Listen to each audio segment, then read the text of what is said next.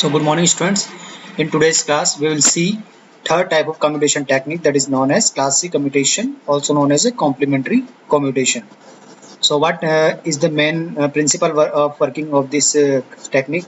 A thyristor carrying load current is commutated by transferring its load current to another incoming thyristor. Means there is two thyristors are there in this topology, and two resistors R1 and R2 are connected in series with the T1 T2 respectively, and between the midpoints a capacitor is connected, and the voltage across this capacitor is VC, and the full DC voltage applied across the whole topology, that is Vs. So what is the working principle? At a time one thyristor will be on and it will be off by the another incoming thyristor, that is T2, and when T2 conducts, T1 will be in off condition. So also here two assumptions we have to assume. That first one is the when Vc T is equals to 0 is equals to Vs, means T is equals to 0, Vc having a voltage of Vs volt at the starting, and T1 will be on and T2 will be off at T less than 0, that is T is equals to T0 minus. So in the first mode what is there, at T is equals to 0 thyristor T1 will be on. So as thyristor T1 will be on, it is short circuited here, and thyristor T2 will be in off condition. So in thyristor T1 two currents are there. One will be flowing through this resistor R1, and one will be flowing through this R2 and C branch, which is denoted as a red line, and one is the this blue line IR1. So two currents are there in this IT1, this thyristor T1. So we can write the KCL equation.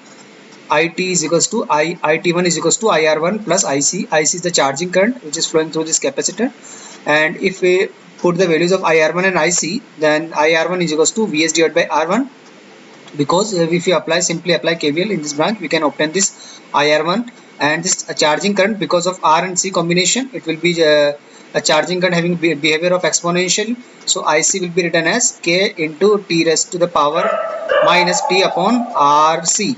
So if you want to calculate this this charging current peak value, so it is if we apply the KVL, then we can see that the Vs and this minus if we minus plus Vs, that is 2 Vs voltage across this capacitor, and divided by R2, because R2 will be there in this branch. So if you want to find current, it will be equal to 2 Vs divided by R2, which is the peak value, and e raised to the power minus T R2C. So R2, why? Because the time constant RC there, and because of R2 in this branch, R2, and we will write the R2 because we current will be flowing IC in this R2C branch.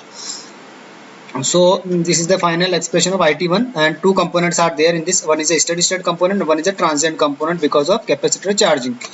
And if we want to calculate the capacitor voltage, we will simply integrate this IC expression with respect to time.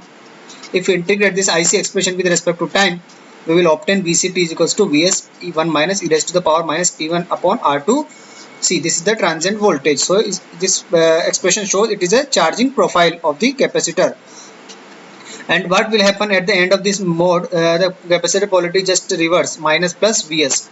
So when capacitor is discharging and voltage across it, it is 0 volt. Why 0 volt? Because in this case, if the capacitor discharging and reverses polarity minus plus Vs, then we can see that if we apply KVL in this loop again, then Vs minus Vs equals to 0. So net voltage will be 0 across the capacitor.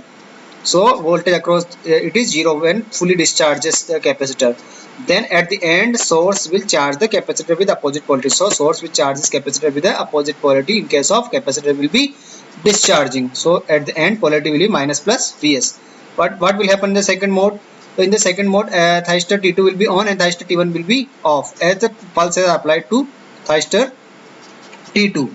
So in this mode, also that two currents are flowing, one through this R2 resistance and one from this R1 and C branch. So it is a red color, in which R1 and C is there. So two currents are flowing here. So if we add both currents, we will obtain the two components. One is a steady state component, one is a transient component. So and time constant will be R1C, because this charging current will be flowing from this R1 resistor, and this IR2 will be Vs divided by R2. So two expressions of current are there. So these are the mode 1 and mode 2 of conduction. And now we will come to the waveform part. So in the waveform, we simply draw waveform by seeing this expression. So IT1 will be a Vs divided by R1 plus 2 Vs divided by R2 e raised to the power minus T upon R2C. So one is the exponential behavior, and after that steady state it will uh, take the level of Vs divided by R1 at t is equals to infinite. So t is equals to infinite, it will be just taking a level of Vs divided by R1. So this is the IT1 expression, and after this T2 will be conducting, so this current will goes to 0 from this Vs divided by R1 level. And IT2 expression which is similar as case of IT1, so it will achieve a level of Vs divided by R2 at steady state, and after that it will become 0, and again after this T1 will be come into picture, and it will be charges in the same profile. What is the capacitor voltage? So this is the first one is the this is a cosine behavior. So according to cosine behavior, if we integrate the charging current expression, we will obtain this capacitor voltage through this thyristor T2. So it is a voltage across the thyristor T2, and this is the voltage across the thyristor T1. So this expression shows that it will obtain 2 e raised to the power minus T R2C minus 1. So it will have a profile like this, decreasing exponential, and sorry, this is a cosine, and it will achieve after first mode it will have the negative polarity minus Vs at the end of first mode.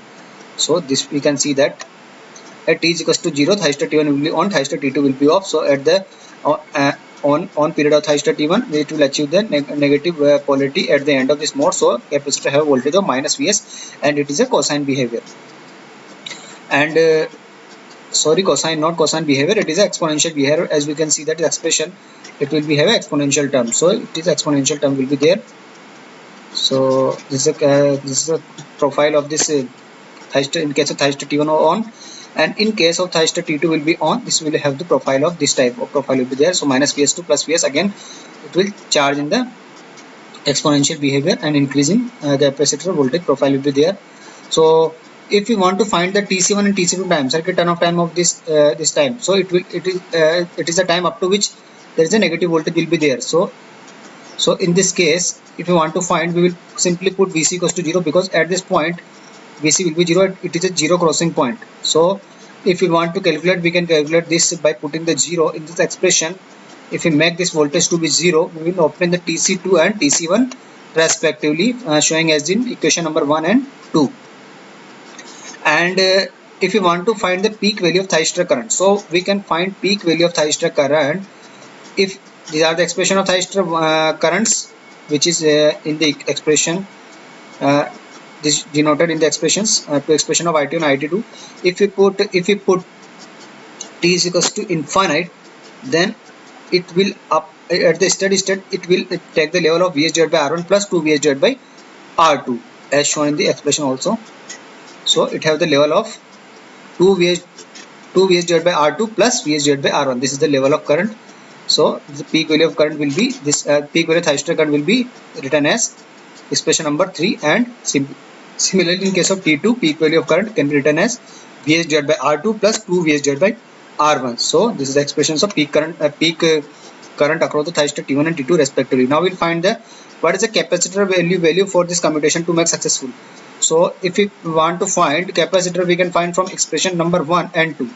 So from expression 1, TC2 will be R2C and ln2, which is a base logarithm base, natural log base E, and C is equals to TC2 divided by R2 ln2. So from this expression 1 and 2, we can easily find the capacitor value. So if we find the capacitor voltage, it can be written as expression number 5 and 6.